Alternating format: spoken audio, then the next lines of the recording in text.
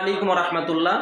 আজকে অত্যন্ত গুরুত্বপূর্ণ একটা বিষয় নিয়ে আলোচনা করব। আলোচনার বিষয় হইতেছে গিয়াসউদ্দিন তাহিরি 6 জন পুলিশকে বেদম মার মেরেছে এবং গাড়ি ভাঙচুর করেছে। এই বিষয়গুলোর উৎপত্তি কোথা থেকে হলো, কিভাবে হলো, এই বিষয়গুলো আজকে আপনাদের সামনে নিয়ে চলে আসলাম। 13 তারিখে ব্রাহ্মণবাড়িয়ায় গিয়াসউদ্দিন তাহিরের একটা মাহফিল ছিল। মাহফিল বলতে পারবেন না, সেইখানে আসলে সন্ত্রাসী কাজ কারবার শুরু হয়ে গিয়েছিল, যার কারণে আপনারা এর আগে থেকেও জানেন যে গিয়াসউদ্দিন আর তাহিরি আওয়ামী লীগপন্থী একজন বক্তা। তিনি বরাবরই আমাদের দেশের হক্কানি আলেমদের বিরোধিতা করে চলে এসেছে।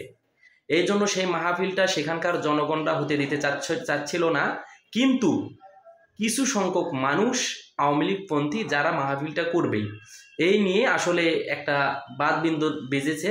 কি বিষয়টা আসলে কি হয়েছিল এই বিষয়টা না আপনাদেরকে আমি শোনাবো। আপনারা সকলে একটু মনোযোগ সহকারে বিষয়টা শুনবেন। আলোচিত ইসলামী বক্তা গিয়াসউদ্দিন তাহিরির ওয়াজ মাহফিল চলছিল, তবে প্রশাসনের পক্ষ থেকে মাহফিলের অনুমতি ছিল না। আইন শৃঙ্খলা পরিস্থিতি বিবেচনায় দ্রুত মাহফিল শেষ করার কথা জানাতে ঘটনাস্থলে পুলিশ যায়। এ সময় পুলিশ দেখে মাহফিলের মধ্য থেকে এক কিশোর ঢিল ছুঁড়ে মারে। তা এসআই বাবুল আক্তারের মাথায় লাগলে তিনি আহত হন। মাথা ফেটে যাওয়ায় তাকে স্থানীয় স্বাস্থ্য কমপ্লেক্সে নিয়ে চিকিৎসা দেওয়া হয়। আলোচিত ইসলামী বক্তা গিয়াসউদ্দিন তাহিরির ওয়াজ মাহফিল চলছিল, তবে প্রশাসনের পক্ষ থেকে মাহফিলের অনুমতি ছিল না। আইন শৃঙ্খলা পরিস্থিতি বিবেচনায় দ্রুত মাহফিল শেষ করার কথা জানাতে ঘটনাস্থলে পুলিশ যায়। এ সময় পুলিশ দেখে মাহফিলের মধ্য থেকে এক কিশোর ঢিল ছুঁড়ে মারে। তা এসআই বাবুল আক্তারের মাথায় লাগলে তিনি আহত হন। মাথা ফেটে যাওয়া যে বিষয়টা আপনারা শুনতে পারলেন যে তেনারা মাহফিল করতেছে, কিন্তু মাহফিলের অনুমতি ছিল না। আচ্ছা, তেনাদের মাহফিল মানে তো আর মাহফিল না।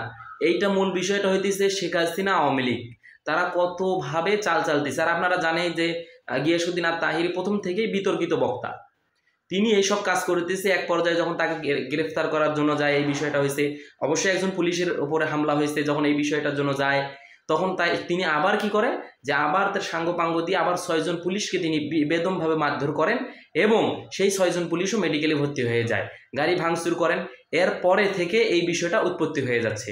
তার মানে শেখ হাসিনা এবং আওয়ামী লীগ তারা আমাদের দেশের এখন যারা মাজার পূজারী কিছু আলেম আছে তাদেরকে নিয়ে এখন ব্যবসা শুরু করেছে। আপনাদের সকলকে আমি সজাগ থাকার জন্য বলবো যে ভাই, আমরা যে যে জায়গা থেকে আছি সেই জায়গা থেকে সজাগ থাকি এবং সমস্ত ভণ্ডদের বিরুদ্ধে আমরা অ্যাকশন গড়ে তুলি, যেন এই ভণ্ডদের মাধ্যমে যেন আওয়ামী লীগ আবার মাথা চারা দিতে না পারে। আশা করি সকলেই আমার কথাগুলো বুঝতে পেরেছেন। আসসালামু আলাইকুম। আর অবশ্যই সকলে আমার চ্যানেলটা সাবস্ক্রাইব করে দেবেন।